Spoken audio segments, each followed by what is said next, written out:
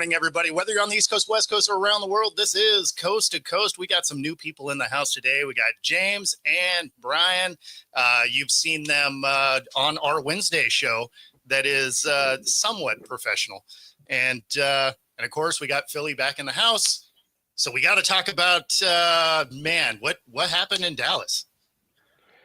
A lot of penalties and a lot of poor play calling. It's, I could say that it starts with the offensive line. When we had, Lane Johnson go down, and he's looked at as one of the best in the league. You have the best in the league, and then there's everybody else below him. And we'll say that's a start. I mean, you got Dickerson that's a little nicked up. Just our offensive line is beat up, and it's beat up more than what it's been in the past. And I think that it starts there, and then you have the mistakes. Like, listen, there's no chance that we should have lost that game. There's no reason why we should have lost that game. When you're up 21-0, you cannot lose that game. They found a way to do so. And it was, just mistake after mistake. And then the injuries started to happen. It's just, losing Blankenship really cost them. At least on that one major pass, like the one that got him to the 42-yard field goal. Not actually. I was more concerned that they wouldn't have stopped that. They would have stopped him there, and he would have won it on a 70-yard field goal, which would have been a little bit more heartbreaking, I think, just to watch it. Yeah, because he could definitely do it there too. Like, it's no doubt in my mind. That all being said, you just can't make the mistakes that you made. 14 penalties for 90-some yards is ridiculous. However, it's part of their MO lately. They have been just causing, somewhere between 8 and 9, 10 penalties a game, and you can't do that. That is a loss of that's bad focus, and that is a coaching issue. And I understand holding penalties because, again, especially Dallas was using 5-man fronts. It's funny because they were kind of. It's not a real 5-man front. It's more like a play on the 4-6 defense back in the day. But they actually send 5 rushers in, and the Eagles had no answer to that. They just didn't. They needed to do a lot more big sets. When you have 5 guys on the line, once you get to the second tier, you're going to gain yardage. And that's what happened. They had a couple of runs that went somewhere because once you get past that first wave, you're going to get some space because half the guys are on the defense or on the line. They didn't do it, and they couldn't figure out how to do it, and that's bothered me. Well, I like to add something to that. It really can't be the situation that was going on before that was in the news.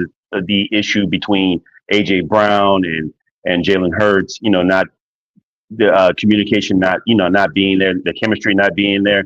Because he gave him like 5. I mean, he threw 6 targets in the beginning. I think he had like 5 receptions for X amount of yards and a touchdown. So that wasn't the problem.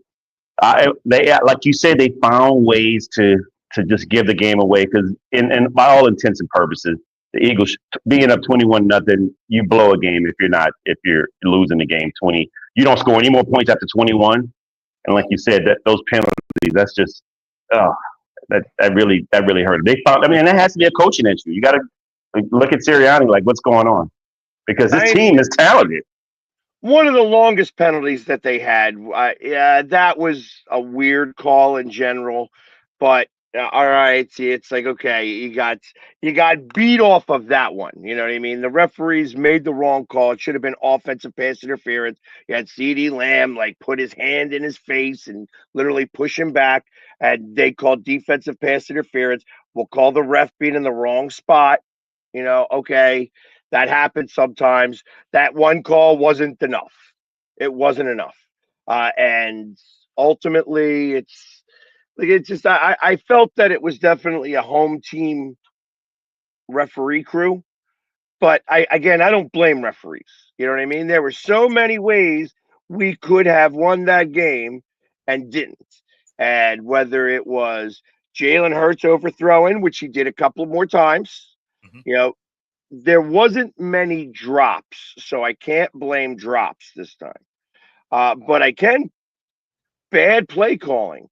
And when you are choosing not to run the ball, and there were plenty of times where, like, you know, I'm not sure what's 100% going on with Saquon, but I feel like that there were a couple of plays he missed the hole.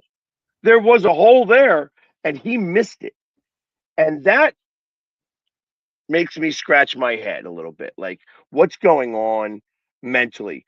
That's a focus. That's a focus situation. And why are they unfocused? Why is this going on like this? Why is it that after 21 points, we can't put together 7 plays in a row? Well, the Saquon part of it is easy.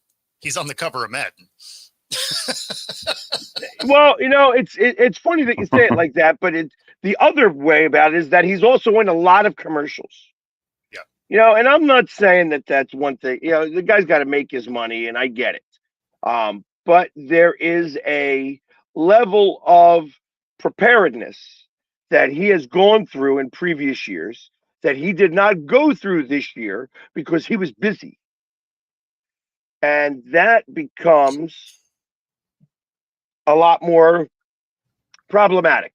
Do I think it's going to turn around? Yes, because I think that it just takes the time.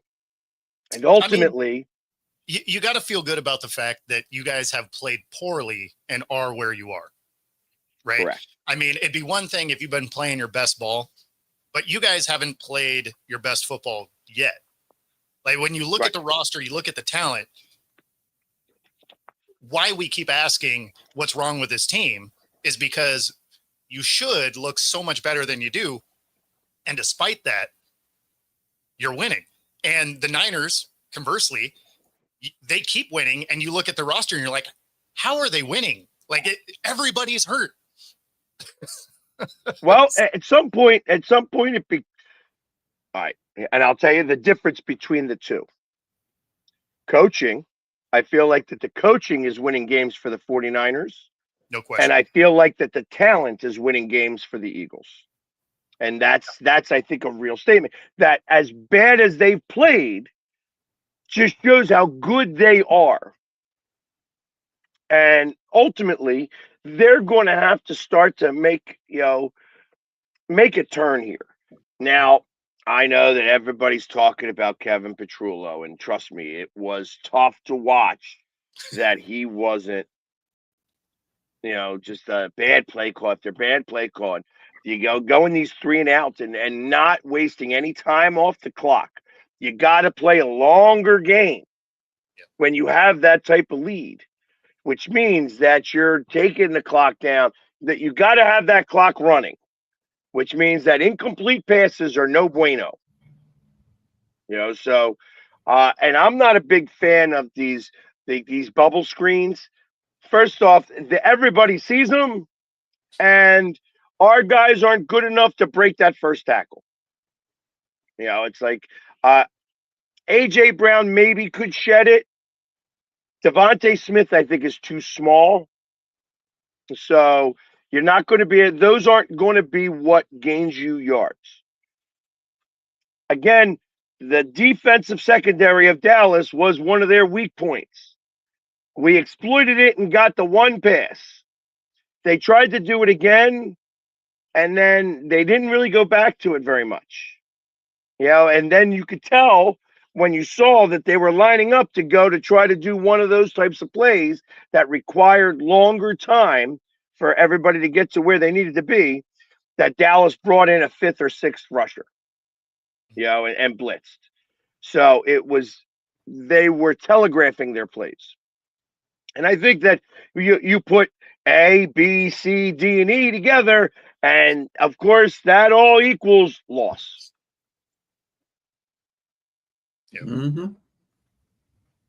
I mean, all the teams. I mean, all the teams that are up there with that are up there in Super Bowl contention are not playing up to their potentials. I'm the Eagles, the Lions, Seattle. You can even say in some certain instances, and I mean it's just that way right now. I think we're going to see the cream rise up to the top in the last 4 or 5 games, though. I think that's where it's going to come. And thank you that you guys. Thank you guys lost, not because you guys lost, but because of the fact that now you guys are pissed, and now you get Chicago at home. So kill Chicago. Yeah. I have to agree with all four. I mean, excuse me, what you guys saying, but particularly what Brian said, that cream rises to the top, and eventually the teams that want to win, that are there, are going to come out and show that, like, okay, we're here. Particularly the Rams, the 49ers. Again, at some point, like you said, you're wondering how they're winning in spite of all their talent. At some point, that's going to show itself. Mainly in the playoffs, probably. You can't have a defense, you have a really good defense, but if you don't have the horses on the field, man, it's going to be tough. At some point, some team's going to run on you, and it might be a team like Philadelphia. If Saquon can get out of his own way with the commercials or whatever, and they run the ball more, they I don't know, they're not giving him enough carries. I think Pags. I think he needs way more carries than he's getting. The fact that they only gave it to him 10 times is ridiculous. Yeah. Right. I mean, that shows that they got away. They wanted to try to exploit the pass, and shows that they weren't paying attention to the fact that the holes were there. Like I said, there were 2 plays specifically. I saw the hole there, and he didn't go and hit it. And I'm like, why didn't he hit it? Like, what is he seeing that I'm not seeing? Or that, what is he seeing that exactly. Like, why isn't he hitting that hole, especially when it looks like it's a monster hole? And more design runs for Saquon. I mean, excuse me, for Jalen Hurts. You need to, I think, utilize the skill set that is there. I mean, you saw the 2 touchdowns. I mean, the touchdown that he had, he can exploit. Dallas is, even with Quinnen Williams there, they're still a terrible defense. So, I don't know. And that's why they're putting all the pressure on the quarterback. They're making the quarterback make mistakes, which is what happens, which is what a good defensive coordinator will do when he's got a bad defense. Is you start pressuring the quarterback. The quarterback will either beat you or he won't. And it's going to be a tough day if he's beating you. It's going to work really well if he doesn't. And what happened is that they started to, once the offensive line started to get a little nicked up, and you could tell they started to get a little beat up a bit by this by the defensive line, they lost the battles. And that's when the holding penalties started to come into play, and that's when the things started to happen. And it's like, okay, you get it. So now you gotta push. You got to push. Like, the play action runs used to be great. Now we don't even do them anymore. I haven't seen a play action run at all. Because you're not running the ball effectively. It's the same thing the Lions do. They can't run the ball effectively. They ain't going to get that play action on. That's all there is to it. Okay, so I want to ask you, does the absence...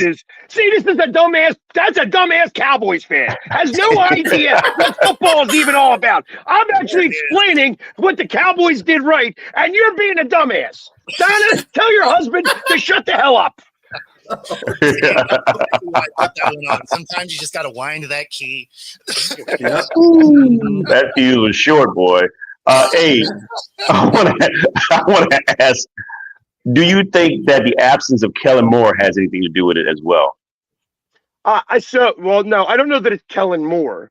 I think it's when you win a Super Bowl, your next offensive coordinator can't be somebody who is learning how to be an offensive coordinator.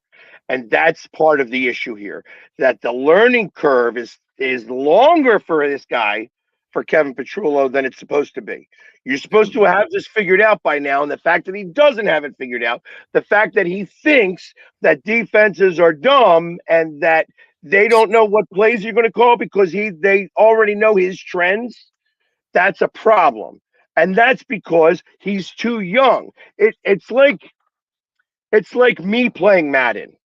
Okay. If I'm playing Madden, I suck at Madden because I use the same 5 plays because those are the plays that I know the best.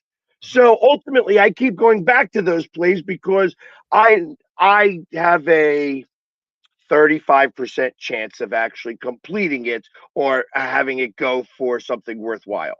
Well, the problem is anybody who knows how to play Madden knows exactly how to beat me, and they beat me easily. Same situation here. I like that you play Madden like Major League 2, right? For the first 3 innings, eliminator, and then all of a sudden, all of those off-speed pitches are leaving the yard.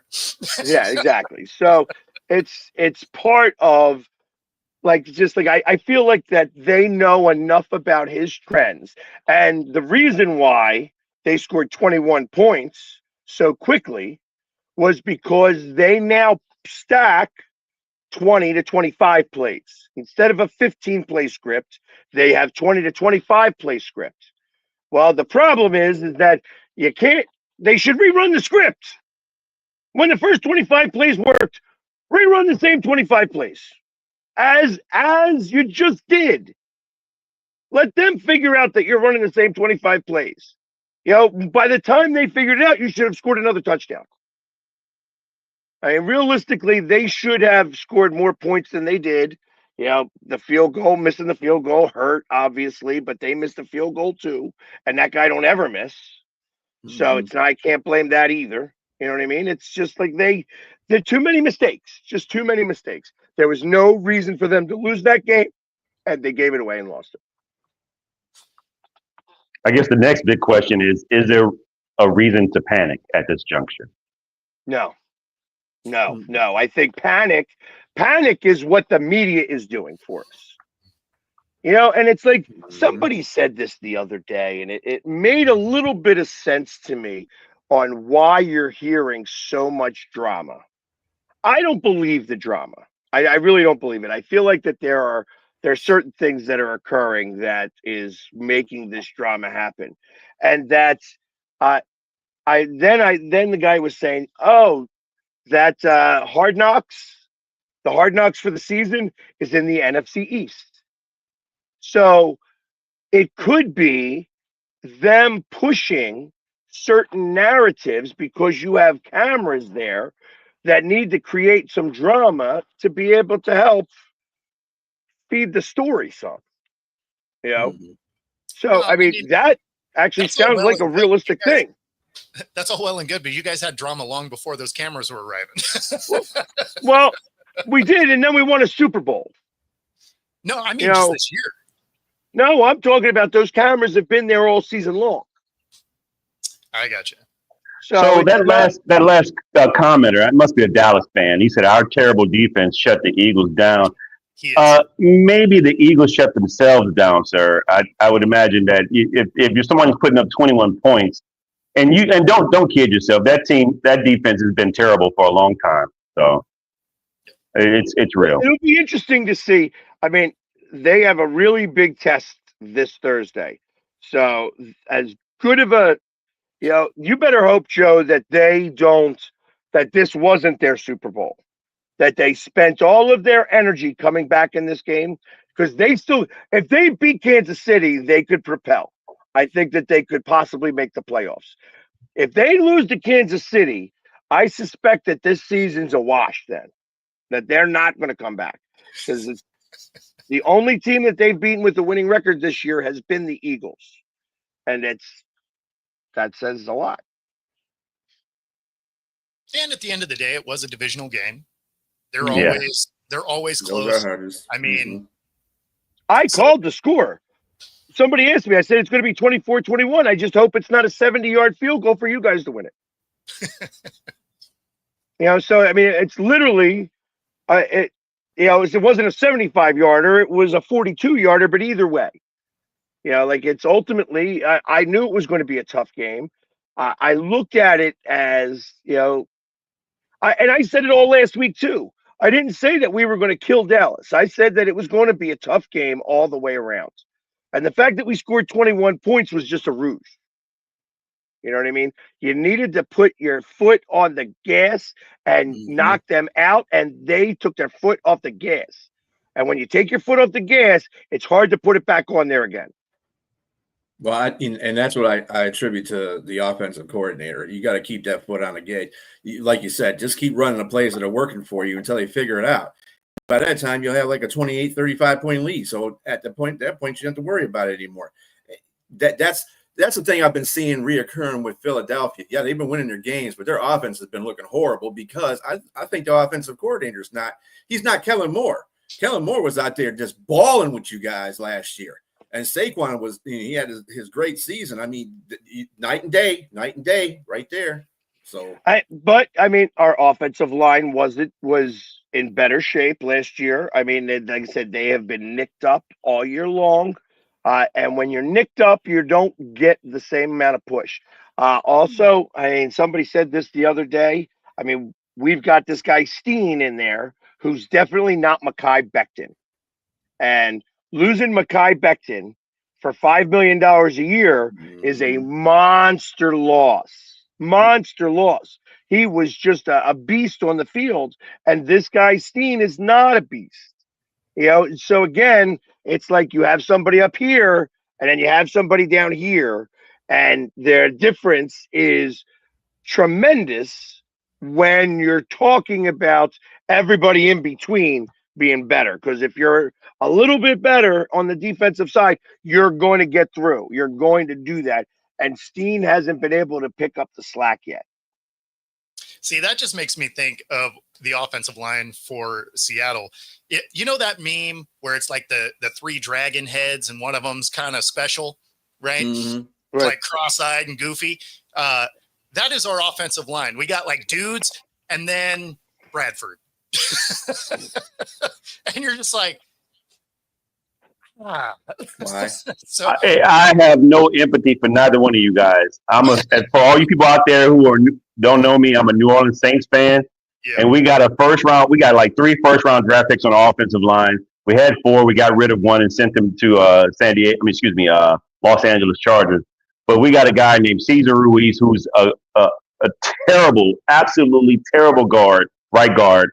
And in New Orleans, his name has changed from Cesar Ruiz to Caesar Salad because he gets tossed up all over the place. I mean, he is terrible, man. God awful. You guys are winning and you're doing well. I mean, you have first world problems. We got third world problems down there in New Orleans. So. Yeah, but so my question for you is that with Kellen Moore there, yes. What are your thoughts about the way he's coaching? I think he's looking like a rookie head coach, and that's the thing. Sometimes he can dial up, and I think he can dial up some great plays. But on Sunday, there was a play when Taysom Hill is 4th and goal.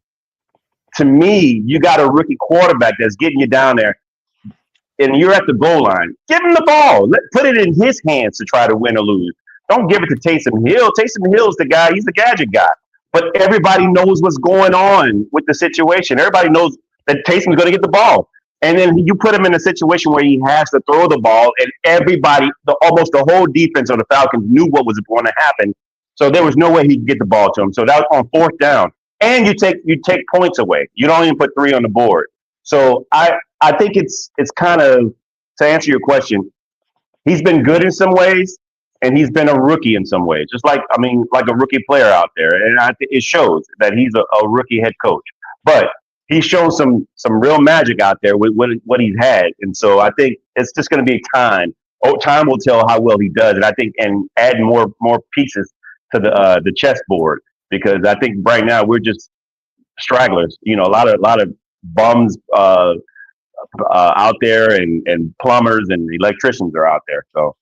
Well, and that's exactly my thought, that you need to give him at least 3 years, 3 full years, to then, like, the fact that he's acting like a rookie head coach right now is amazing.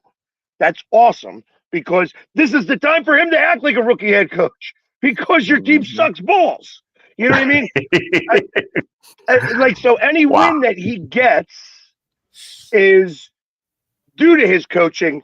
It's not due to anything else. You already know that, hey, listen, there has been mistakes made in previous years that I have inherited. So I'm going to make some of these mistakes now, but I'm also going to be ready. Like you got to learn your division because that's where you got to start to win, and then you got to start. Then you got to start to put together how to win close games, and then so it's like it's a 3-year process. This year you learn your division. That's what you do. Next year you then try to push for them to win those 1-score games. And then that 3rd year, you're supposed to put it all together. This is a learning curve across the board. And hey, he helped us win a Super Bowl. I liked him a lot better than the guy who went to Arizona, our defensive coordinator who went to Arizona. You know, I think he's going to be fine down there. Mm-hmm. Yeah, I appreciate it. And I knew that going in, and Mickey Loomis, the general manager, made a statement initially when his press conference, his initial press conference came in. We're going to give him 5 years. That's what he said. We're going to give him all the time he needs, and we're going to give him all the assets that we can pour into him because they believe in Kellen Moore, and I believe in Kellen Moore. I just think right now, and some of the fans, I'll be honest with you, some of the panels I read, I think people are more emotional. They saying get rid of him. He's not calling good play calls. I disagree with that. I think, again, you have to look at the whole situation from a broad perspective. He inherited, like you said, a really bad team, bad general managing at the same time too. They're not going to get rid of Loomis for whatever reason. I don't know. He obviously won a Super Bowl with Sean Payton, but I think Sean Payton was more so showing that Sean Payton was more the culprit of them winning versus Mickey Loomis. But we'll see. I like Kellen Moore. I liked him when he was with the Eagles. I thought that was he called some great play call in there, and he did some great things in Dallas and decent things in when he was with San Diego at the time. But I really think that the future's bright with Kellen Moore as the head coach in New Orleans. In the meantime, you just got to deal with the dreck, and that's part of it. At least everybody's on the same learning curve now. Yeah, Mm-hmm. Exactly. Offensive lines matter, talk by a the little way. bit about the game that was last night. It terrible football for 60 minutes. 5 turnovers and really could have been 3 more easily, 3 or 4 more. It's just a really ugly game. Not that I thought the Panthers were in any danger of winning going into that game, but you turn the ball over 3 times. And realistically could have been 5 times in the first half. That'll even give the Panthers a chance. Love you, Sonia, if you're watching. But and that's why I say, like, the Niners have just found ways to win. Because even when they're not playing particularly good football, they got half their team hurt, somehow they find a way. That makes them a dangerous team, right? It's they're winning, to Pag's point, in a coaching kind of way, instead of teams like the Broncos that I don't trust because they don't play football for 45 of the 60 minutes and then decide the offense wants to show up in the last 15. That will ultimately get you burned. But a team that's just well coached and digs out ugly wins, I'll take an ugly win. Well, and like I said, I may have even said this off air, that CMC being healthy is the biggest reason on why they're winning games. I mean, quite literally, he has been the star on that team, and everybody else is kind of following suit. The one thing that I will say, when you have a whole bunch of guys hurt and they stick around, those guys are on the sidelines. They are coaching up the players that are filling in for them. That by doing that, you're teaching and you're becoming like a field general. And when you have a couple of field generals along with a coach who actually knows how to coach his team, you're winning games. So the fact that it's the next man up is irrelevant because it's almost like the guy who's the pro who's out is got a joystick. So he's kind of telling him and teaching them in the moment. And like I said, when you coach up guys, when you overcoach guys, they start doing what you say. Yep. And that's what's happening across the board, that they are winning games. You know, is it sustainable? I think that'll happen in the playoffs. You'll find that as you get closer and closer. Will it work the same? Mm-hmm. You know? Well, my question for that is, considering Brock Purdy's back and he threw 3 interceptions, and he hasn't looked better than Mac Jones. Should Mac Jones be the starter versus Brock Purdy? I mean, there's a contract that says no because Jones hasn't looked enough better to make that swap. If it was a huge step forward, absolutely, you're going to go with who's going to win you games. But if the production is relatively similar, yeah, Purdy looked bad, but he also hasn't played in a minute, right? So you're going to have some rust regardless. But Mac Jones didn't like wildly outplay him, right? So at that point, you're going to look at, we're paying this guy an insane amount of money. It's the same production either way. We're going to put our high price guy out there. Fair enough. Now, if the guy behind him, if Mac Jones was just balling out, then you end up with a situation like we had in Seattle where we started Russell Wilson ahead of Matt Flynn that we had just given a ton of money because he had one game where he threw 7 touchdowns. Like, Don't remind me. hey, that one game got him a payday guaranteed. So, like, I'm not mad at it. Well, I mean, he ain't mad at it. That's for sure. I would, if I was a Seattle fan, I'd be kind of mad at it. Off of one game, come on. Nah, but think about it. It didn't matter because you were paying a rookie that wasn't a first round pick. So it's not like you gave him big money. So now he's an LSU podcaster, Matt Flynn, down in Louisiana. People do drag him for it, and he's like, "It was great." Like, I guess, yeah, for him. Yeah. Good stuff. That does get us to the halfway point. Might as well do this. If you are into sports betting, you can do it right alongside us here on Coast to Coast using the QR code on the screen. Up to 125% of your first 3 deposits, 10% bet guarantee, in case you listen to us. And of course, if you are in the Pacific Northwest, you can use a QR code here. Free 5-day pass, any of the 3 True Fusion gym locations, Bellevue, Ballard, University Village. And Ballard is getting Pilates Reformer Studios coming soon. So if you are a Pilates fanatic, they have a new studio coming, and find your edge, True Fusion Gym. All right, there we go. Okay, so on the Niners note still, we have Ayuk's contract. And this was Shanahan when he was asked about it. A lot of things get a contract voided. I didn't even know. Honestly, I've never dealt with that in my career. I've been in any building that's had that, so it was unusual. But that's stuff that I can't get into right now. So, I mean, obviously Lynch would have been the guy you should ask about that. Not that he's going to tell you either. But that is a huge contract to just not participate in. Like, if somebody's like, hey, you know what? I'm going to give you $30+ million a year if you just, like, show up. You know what I'm doing? I'm driving my happy ass there. Like, be like, hey, this meeting is like $10,000 a minute. Yeah, I don't know. Like, he looks like he's trying to force his way out. What's wild about it is it's not just voiding the guarantee for this year. It potentially unravels his deal in general. So, you know, now there's speculation he's taken his last snap as a Niner in general, which is crazy. Is it more of a mental health issue or physical health issue?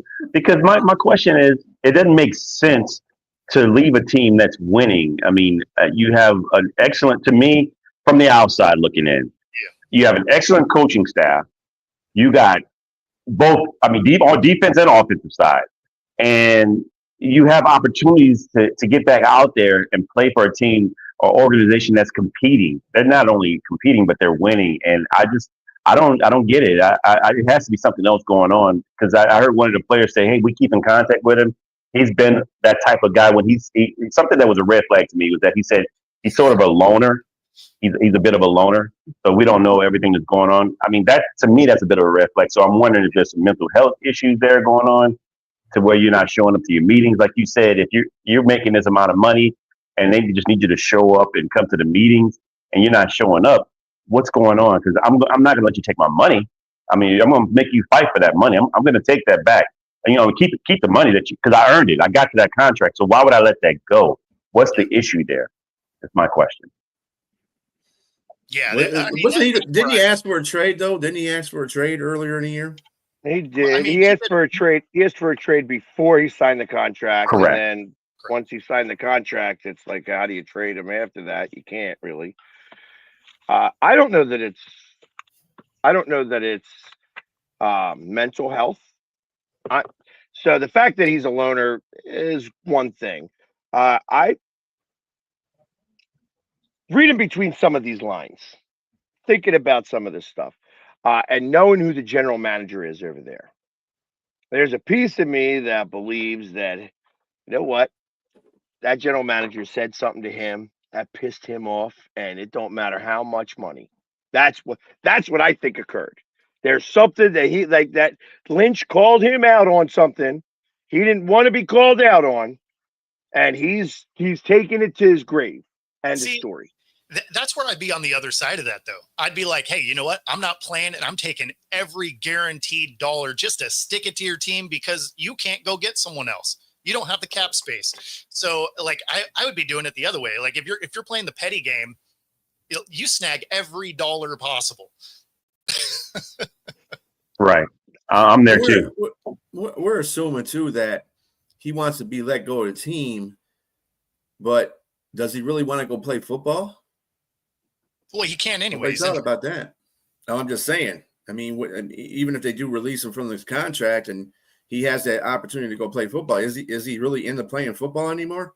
It sounds to me like he's just not into playing football. I mean, you're giving away your money, you're getting away from a successful team. I mean, that's why I ask about mental health, because it doesn't make any sense to give your money away, much money away. Well, I go to the meetings at least. That's the thing, is you at least do that, right? Like, even if you didn't want to play, you have enough guaranteed money that you could just have soft tissue injuries that it's not going to show up on an x-ray anyway and just keep you sidelined, right? You just be like, oh yeah, this injury is holding me out. This hamstring is just never getting better. Like, yeah, I don't know. Giving away $100 million plus contract is crazy to me. Like, that is crazy work. Maybe there's something off the field too that we don't know that they can't get into yet. That may have voided his guarantees as well, because it doesn't make any sense for them to take his next year's guarantees. That's something's odd there. Well, what it does is it basically makes, as soon as you have something that voids part of your contract, it puts all of it in question, right? Anything that's like detrimental to the team or anything like that, all of a sudden the whole thing becomes a target. And so although what he was doing directly affects his guarantees for this year, it sort of falls into that same realm where they can be like, look, you're not doing your part, which is detrimental to the team. And so there's some verbiage that's usually in there that as soon as you create an issue with part of your contract, all of it becomes, subject to renegotiation. Yeah, this is a very odd thing. It's very odd. You know what? I just think that there's, these younger kids today. Is it all about the money? Is it all about the prestige? I mean, the fact that he's a loner in general, and but avocado toast is expensive.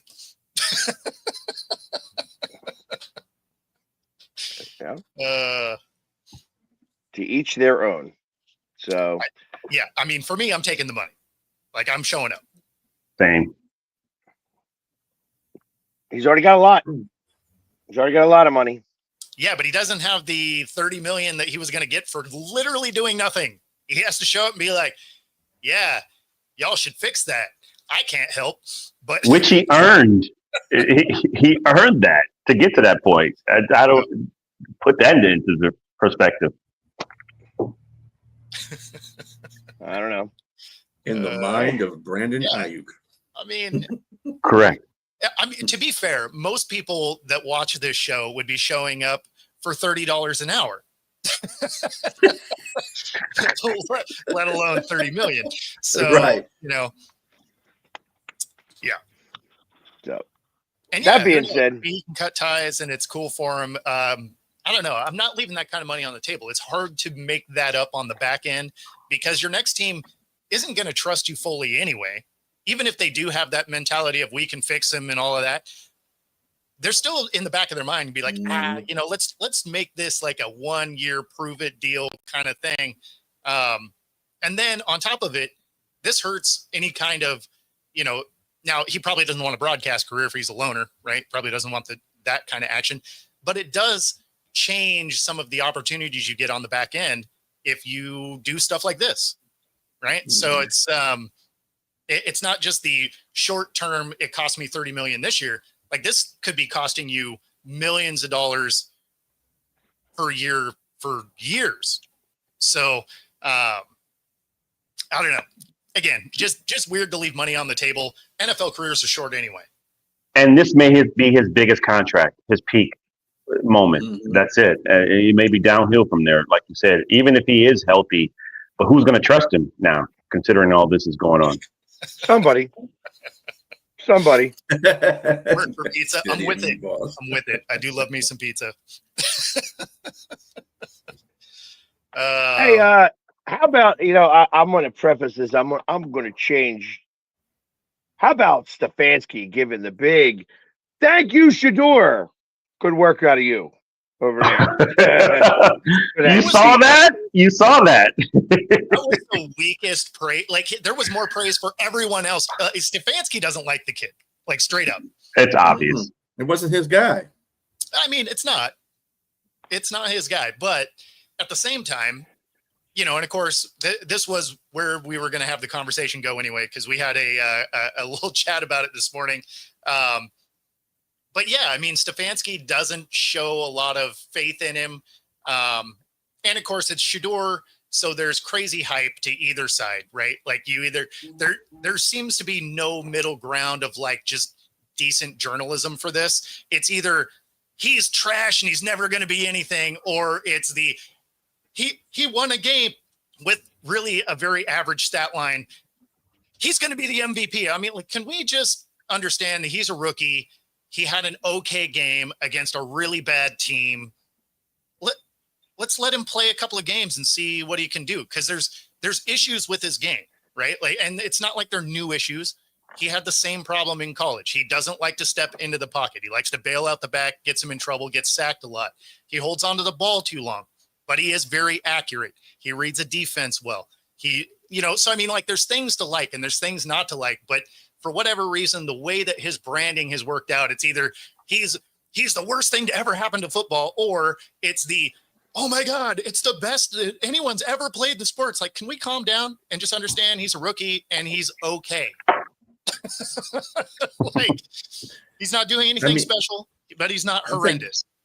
I think this more falls on Stefanski too, because Stefanski is just Stefanski's not going to be with the Browns next season. I just don't see it because it's too awkward already. You got the owner who picked, and I don't care what he says, picked Shador, and that wasn't because Shador was a good player. It's because it was given a market value. Because he was trying to do the Jerry Jones thing with Shador. Now that's his pick, and he's got to stick with it, and Stefanski's putting his foot down, saying, nope, we're going to play this guy. We're not playing Shador ever unless that guy gets injured, and that's going to be an if. You know what I'm saying? So, and now he's got to play him, and he's not giving him any accolades. Little small legendary. Well, and so here's the thing, and this is what feeds into some of the hate that he gets. practice, you know what I mean? This 1 week of practice. So imagine, what a full offseason look like. It get dangerous. But it's just a 1 week of practice, so I'm just truly thankful. So he had 50% throwing, had an 87 QBR, a touchdown, and a pick for 200 yards. Like, there's nothing legendary about that stat line. So we can calm down. Like, he had an okay day against a really bad Raiders team. So let's see how he looks against the Niners. Good thing for him. Both of their main pass rushers are on IR, done for the year. So that'll give him some of that time because he does hold on to the ball a little too long.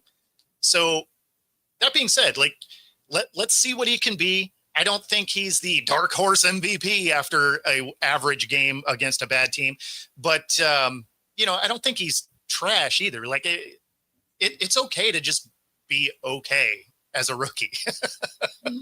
Look, I'll say this: he again played an average game, but in that average stat line, you saw great moments. You saw moments that you didn't see in Flacco or you didn't see in Dylan Gabriel this all season.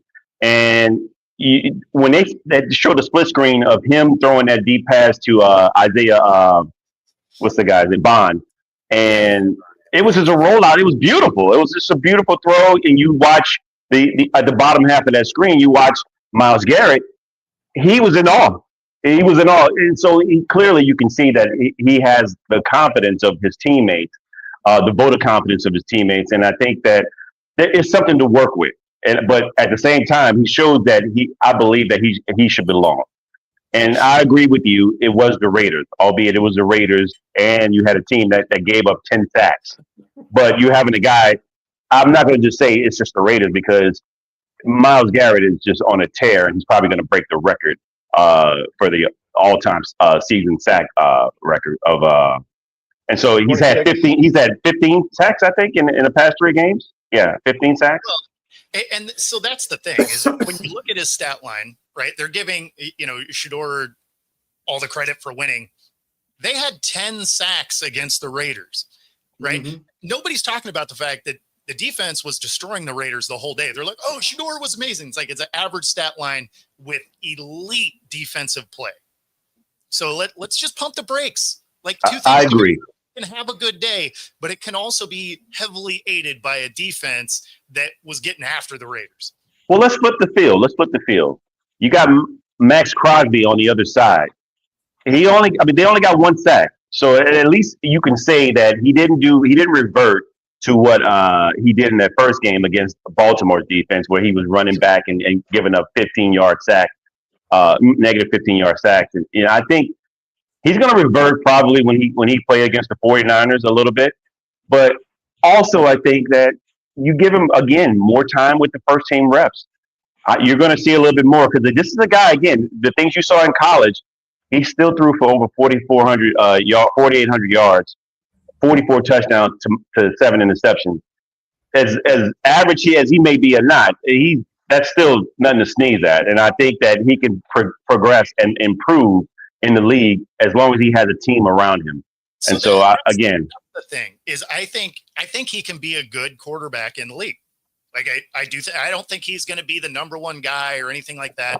I think he can be an effective quarterback in the league. Mm-hmm. I don't know that he can do that for the Browns because the Browns are, nobody can do it for the Browns, right? I mean, there's a reason they have the same amount of quarterbacks since '99 as our country has had presidents since its inception, right? So, I mean, it's not great. Do I think that both of the quarterbacks there move on from the Browns and can do something? Sure. Why not? A bunch of other quarterbacks have. But, yeah, I mean, I don't think either one of them are really being set up for success there. Yeah. And anyways, I would want to play him. Yeah, I'd want to play him just to get the extra pick, like that. You'd be able to trade him away. Yeah, and get like a 4th round pick for him, 3rd round pick. And again, that depends on what management does at the end of the seasons at Cleveland. I mean, if they get rid of Stefanski, I can guarantee you the GM's going to hire. I mean, not the GM, well, the GM too, but the owner's going to hire a coach that's going to work with Shedeur, and that might be a bad thing for Gabriel. Well, let's speak about this from a business perspective. let's just say he does begin to succeed and show some level of progress, maybe 2 touchdowns here, 3 touchdowns there, 200, 300 yards. If he's still showing that, the seats are filled. We're talking about, I mean, he's already, his name behind his name is already there. So that's a reason that I'll guarantee you when Stefanski immediately said he was non-committal about who's going to be the starting quarterback, but the next day you're naming him the quarterback, that usually doesn't happen. It usually happens maybe about 3 or 4 days into the situation. That's ownership. Ownership saying, no, make him the starter now. He got forced into that. And so we'll see if he succeeds, the money is going to be there. The branding, merchandising, all that's going to just go through the roof. Yeah, and that'll definitely be a telltale sign for Stefanski to be gone. He'll definitely be gone after that, especially if he succeeds like that. Yeah, I mean, that's the thing is, honestly, for Gabriel, it probably would be beneficial if he got traded. He would probably go to a better situation. I mean, realistically, you could say that for everyone in that organization, but right, it is the Browns. Well, yeah, I mean, at the end of the day, I think both those quarterbacks would probably do a lot better in a different situation. I don't think either one of them are going to save them, but you're right. From a business standpoint, absolutely. You want the branding that Shedeur brings, right? Because it gets people in the stands. They want to see him play, at least for now.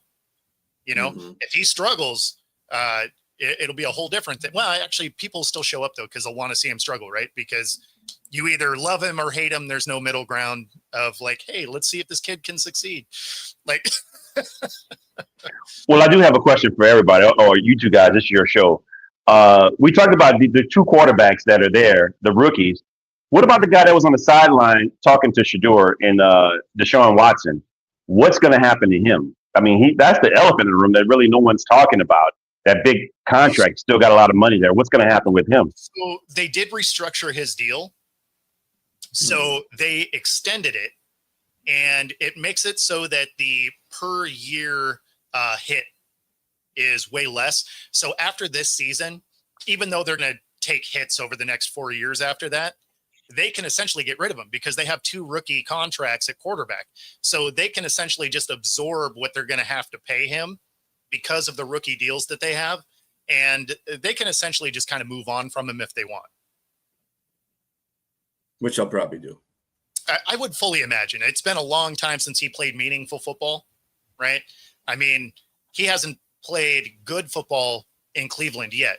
He's had a couple of games that were decent, but mostly kind of underwhelming, been hurt every year.